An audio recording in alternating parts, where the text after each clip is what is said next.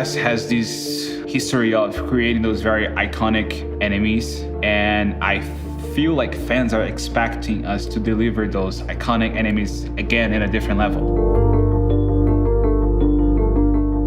We tried to kind of figure out how the infection is gonna work in the characters with all the new mechanics and with all the new abilities that we have, but we don't wanna make it like too high in terms of technology, because in the 50s, everything was a little bit more limited. My job is basically kind of trying to do a lot of the research of how make something that looks high-tech look like low-tech and give this 50s twist to it.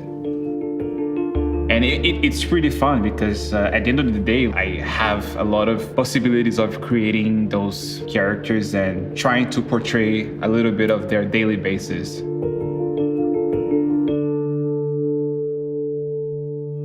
My favorite character, it's Gooseberry. I was completely intrigued by her story because she is this TV show host for kids. But like off camera, she has this whole like dark side, and she's supposed to look like motherly looking. She's supposed to have this like motherly feel for kids, but in reality, when you look at it, it's a completely different story. Because it's an Outlast game, it needs to feel off in a way. Like he had this super jolly face, that she's pretty, she is perky, but her face needed to be removed. And we had all these like references of prostheses of people that go to war and they lose their face, they have their face burned. And the couple of first sketches, it was already way too off, and this is something that we wanted to avoid. You know, we had something, but it was not there. So the moment I did the third interaction with her was the moment that they were like, all right, we have something there.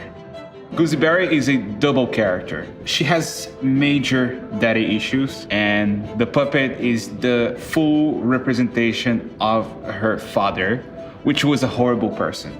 And from there, we passed it over to the 3D team, where they did an amazing job portraying her in her most beautiful way.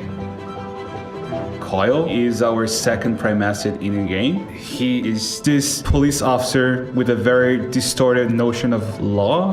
Whatever you think it's right, he's gonna put his twist on it. He likes to torture his victims with electricity in many different ways. He has this sort of fetish of sexual assaulting people with his baton. Coil is not only about the mechanic of playing, but also the background and his twisted ways of showing law.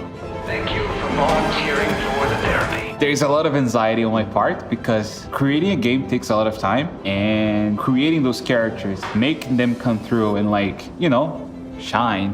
It takes a long time because it's a collective effort.